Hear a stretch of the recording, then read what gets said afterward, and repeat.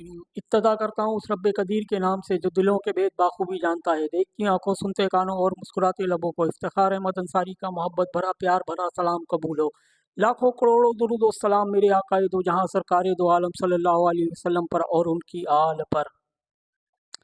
मैं हूँ इफ्तिखार अहमद अंसारी और आप देख रहे हैं इस वक्त मेरा यूट्यूब चैनल कराची की आवाज़। सबसे पहले मेरे चैनल को सब्सक्राइब कर दें और मुमकिन हो तो मेरी वीडियो को लाइक कर दीजिएगा और वीडियो को शेयर करना ना भूलें। और बिलखुसूस अहलियान कराची वाले तो मेरी वीडियो को ज़्यादा से ज़्यादा शेयर करें कि क्योंकि मैं तर्जुमानी करता हूँ कराची की और कराची के मसाइल के ऊपर बात करता हूँ और कोशिश ये करता हूँ कि कराची के मसाइल हुक्काम आला तक पहुँचे। तो कराची वालों का भी फ़र्ज़ बनता है कि इस वीडियो को ज़्यादा से ज़्यादा शेयर करें।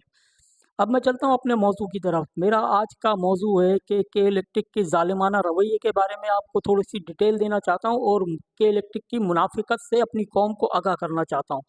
और दूसरा कि हाल ही में बानी पीटीआई इमरान खान को एक केस में बाइज़्ज़त बरी कर दिया गया। उसके ऊपर भी आज बात करेंगे क्योंकि के इलेक्ट्रिक सबसे पहले मौजू कराची है और के इलेक्ट्रिक की जो मुनाफिकत है उससे आप लोगों को आगाह करना है। के इलेक्ट्रिक इंतहाई मुनाफिक इदारा है और सबसे बड़ी उसकी मुनाफिकत का मुंह बोलता सबूत आज आप लोगों के सामने पेश कर रहा हूँ। के इलेक्ट्रिक जो हम एक गरीब आदमी, एक गरीब तबके से ताल्लुक़ रखने वाला शख्स जो मेहनत मज़दूरी करता है, वो अगर 1 महीने का बिल ना भर पाए, तो उसके घर की बिजली काट दी जाती है। गरीब के बच्चे को अंधेरे में ढकेल दिया जाता है, उसके घर में अंधेरा कर दिया जाता है, उसकी बिजली काट दी जाती है। वही के इलेक्ट्रिक आज जो सिंध हुकूमत 9 अरब 30-20 करोड़ रुपए की कर्ज़दार है, लेकिन सिंध हुकूमत की बिजली नहीं काटी जा रही। वाटर बोर्ड 5 अरब रुपए का कर्ज़दार है, लेकिन वाटर बोर्ड की बिजली नहीं काटी जा रही। ये है के इलेक्ट्रिक की मुनाफिकत। एक गरीब आदमी के एक महीने का बिल ना भरे एक गरीब आदमी, एक गरीब शख्स, तो उसकी बिजली काट दी जाती है। लेकिन सिंध हुकूमत 9 अरब 20 करोड़ रुपए की कर्जदार होने के बाद सिंध हुकूमत की बिजली नहीं काटी जा रही जनाबे वाला। इसी तरह वाटर बोर्ड जो 5 अरब रुपए का कर्जदार है, वाटर बोर्ड की बिजली भी नहीं काटी जा रही है जनाबे वाला। इस शहर में सिर्फ गरीबों के साथ जुल्म हो सकता है, सरमायादारों के साथ नहीं हो सकता। जो अशराफिया तर्ज के लोग हैं उनके साथ कोई कुछ नहीं हो सकता। उनको हर फोरम पे इंसाफ मुहैया हो जाता है, इंसाफ मिल जाता है। यह है इंसाफ का तकाजा इस शहर में, इस शहर के लोगों के साथ। जो गरीब है उसके साथ जुल्म होता है। एक महल्ले में जहाँ 10 घर हों और 10 घर में से 7 घर वाले बिजली का बिल अदा करते हैं और 3 घर वाले नहीं करते हो, तो पूरे महल्ले की बिजली काट दी जाती है। पूरे महल्ले को लोड शेडिंग में ढकेल दिया जाता है, क्योंकि वहाँ पे 3 घर वालों ने बिजली के बिल नहीं अदा किए, जिसकी वजह से 10 लोगों को परेशानी का सामना करना पड़ता है। लेकिन वही के इलेक्ट्रिक इतना ज़्यादा रिलीफ दे रहा है सिंध हुकूमत को, जिसके सिंध हुकूमत जो 9 अरब 20 करोड़ रुपए की कर्जदार है, लेकिन सिंध हुकूमत की बिजली नहीं काटी जा रही। इसी तरह वाटर बोर्ड जो 5 अरब रुपए का कर्जदार है, वाटर बोर्ड की बिजली नहीं काटी जा रही जनाबे वाला। सिर्फ गरीबों को सताया जाता है। अब मैं बात करूंगा बानी पीटीआई को हाल ही में एक जो केस था उनके ऊपर साइबर केस, उसके ऊपर जमानत मिली। इससे पहले भी हमने देखा कि बानी पीटीआई को किस तरह से साइबर केस में बानी पीटीआई को बाइज्जत बरी कर दिया गया। इससे पहले हमने देखा कि तोशा खाना जो एक बहुत बड़ा केस था, उसके ऊपर भी बानी पीटीआई को जमानत मिल गई। और अब एक केस रह गया बानी पीटीआई पे, वो केस है इद्दत में निकाह का केस। वो इतना बड़ा केस नहीं हो सकता है कि और बानी पीटीआई के चाहने वाले लोग हैं, जो पॉलिटिकल वर्कर हैं, उन्होंने इस बात का इजहार किया है कि इस केस में भी बानी पीटीआई सुरखरू होंगे और बानी पीटीआई बहुत जल्द आवाम के बीच में होंगे। 3 महीने से यानी कि 300 दिन यानी कि 1 साल से ज़्यादा बानी पीटीआई पाबंद सलासल रहे और उसके बाद अब बानी पीटीआई को रिलीफ मिलना शुरू हो गया। क्या कुछ जज साहिबान जो है वो शायद एक पार्टी को खुश करना चाहते हैं, या एक चेहरे को खुश करना चाहते हैं, या एक शख्स को खुश करना चाहते हैं? ये किसकी मोहब्बत में किया जा रहा है, ये किस लिए किया जा रहा है, ये हमें नहीं मालूम। लेकिन इतना ज़रूर कहेंगे कि इस मुल्क में इंसाफ सिर्फ और सिर्फ सरमायादार तबके को मिल सकता है, सेलिब्रिटी को मिल सकता है, एक गरीब को नहीं मिल सकता। पीटीआई के ऐसे बहुत से केस हैं जिसकी समाअत डेली बेसिस की बुनियाद पे हो रही है और हर दफ़ा उनको इंसाफ अदालतों से इंसाफ ही मिल रहा है। जहाँ तक मैं समझता हूँ कि उनको इंसाफ मिल रहा है और उनकी मर्ज़ी का इंसाफ मिल रहा है। अगर बात करें तो ऐसे बहुत सारे केस हैं जो जिसके ऊपर सुनवाई नहीं होती, जिसके ऊपर लोग चीख रहे हैं, रो-रो के फरियाद कर रहे हैं कि हमारी सुनवाई की जाए, लेकिन उनके लिए अदालत के पास वक़्त नहीं है, टाइम नहीं है। उनके केस को फैसला तो दूर की बात है, सुनने को भी अदालतें तैयार नहीं हैं। ऐसे ही एक केस है 2016 का जो एक केस अभी तक पेंडिंग पड़ा हुआ है, जिसके ऊपर सुनवाई नहीं होती, जिसके ऊपर सिर्फ़ तारीखें मिलती हैं। कुछ लोग इस बात को समझ भी रहे होंगे और कुछ नहीं भी समझना चाहते होंगे कि 2016 से एक केस पेंडिंग पड़ा हुआ है, जिसको 6 महीने के लिए पाबंदी जिसके ऊपर लगाई गई थी, वो आज 2024 में भी कायम है। तो उस शख्स से भी पाबंदी ख़त्म होनी चाहिए। जब बानी पीटीआई को इंसाफ मिल सकता है, तो इसी तरह इंसाफ उस शख्स को भी मिलना चाहिए जिसके ऊपर 2016 से पाबंदी लगाई गई है, जिसकी आवाज़ को बंद किया गया है। तो उसको भी सियासत का हक होना चाहिए और सियासत सबका हक है और उस शख्स को भी सियासत का हक मिलना चाहिए। कुछ लोग मेरी बात को समझ रहे होंगे और कुछ समझना ही नहीं चाहते, क्योंकि शायद किसी को समझना गवारा नहीं है। लेकिन ये ज़रूरी है कि तमाम लोगों को रियासत जो है यकसा नज़र देखे, कुछ एक तरीके से देखे, एक नज़र देखे, सबका हक है और सियासत सबका हक है, सबके लिए स्पेस, सबको जगह मिलनी चाहिए।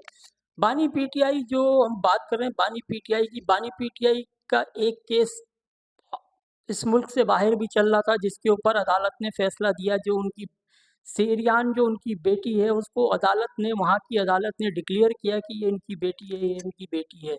लेकिन पाकिस्तान की अदालत वो केस सुनने को तैयार नहीं, वो कहती है इस केस में क्या है। फिर अब हमने तो यही देखा है कि जो आउट ऑफ कंट्री जो बाहर के लोग जो अदालतें हैं, वो मेरिट के ऊपर फैसले करते हैं और मेरिट के ऊपर तमाम चीज़ों को सुना जाता है और उसके बाद फैसला दिया जाता है। लेकिन पाकिस्तान की अदालत उसको सुनने को तैयार नहीं। और हमने कुछ अर्से पे ये 28 मई 2024 को बानी पीटीआई का ये साइबर केस का फैसला आना था, लेकिन उस दिन अदालतें बंद हो गई, छुट्टी दे दी गई। 28 साल के अरसे के बाद 28 मई की छुट्टी दी गई, ये भी एक सवालिया निशान है। असल बात ही यही थी कि वो फैसला रोकने के लिए, उस दिन ये फैसला रोकने के लिए ये छुट्टी का ऐलान किया गया था। आज इस हक़ाइक़ से भी पर्दा उठा दूँ मैं कि 28 साल के बाद 28 मई 2024 क्यों मनाया गया। 28 साल पहले जब 1998 में पाकिस्तान एटमी पावर बना, लेकिन उस 1998 से लेकर 2023 तक कभी 28 मई को तक यौम तकबीर के मौके पर छुट्टी नहीं दी गई, लेकिन 2024 में ये छुट्टी दी गई। सिर्फ़ इस वजह से कि वो फैसले को रोकना था और वो वक़्त मिल गया।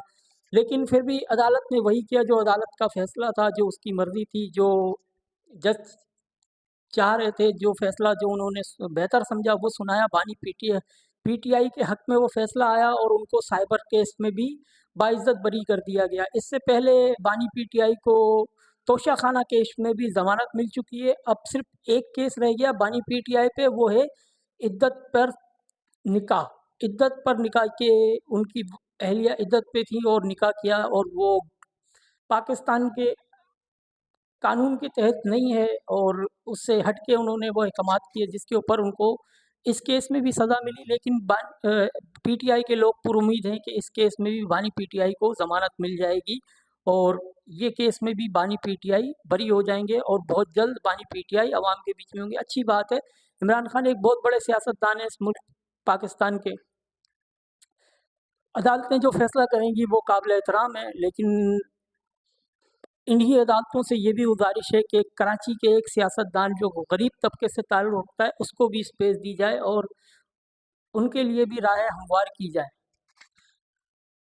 और अब मैं चलूँ कि एक और बात बताता चलूँ कि पीटीआई के एक दफ़्तर जो इस्लामाबाद में था, उसको मिसमार्क किया गया। उसकी असल वजह ये थी कि वो नाजायज़ तहफ़्फ़ुज़ात पे उसको बनाया गया था और जो जो उसकी कैपेसिटी थी जहाँ तक 2 मंज़िलें 3 मंज़िला का जो ऑर्डर था, उससे भी बढ़कर उसको तामीर किया गया था। अगर वो 3 मंज़िले का ऑर्डर लिया गया था तो उसको 4 मंज़िला बना दिया गया जिसकी वजह से वो गिराया गया था।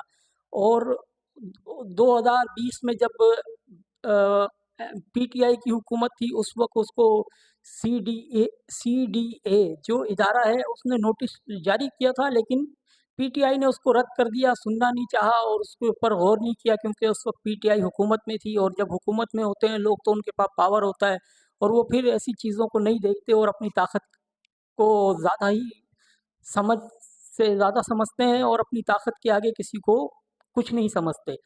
तो इस वजह से उसको इग्नोर किया गया। 2020 में पहला लीगल नोटिस भेजा गया था सीडीए की जानिब से, लेकिन पीटीआई ने उसको सीरियस लेने से बेहतर नहीं समझा और उसको नज़रअंदाज किया। इसी तरह फिर 2021 में दूसरा नोटिस भेजा गया, लेकिन उस वक़्त भी पीटीआई हुकूमत में थी और उन्होंने उसको नज़रअंदाज किया और फिर उसके बाद 2021 में तीसरा नोटिस भेजा गया, लेकिन उसके ऊपर भी पीटीआई ने कोई एक्शन नहीं लिया और पीटीआई ने कुछ उसको ज़्यादा सीरियस नहीं लिया और पीटीआई ने उसको भी रद्द कर दिया, कचरे के डब्बे में डाल दिया और उसके बाद फिर देखने में ये आया कि उस जगह को मिसमार्क कर दिया गया और उसके बाद शोर किया जाता है कि पीटीआई के ऑफिस को गिरा दिया गया, ये हमारे साथ गलत हुआ।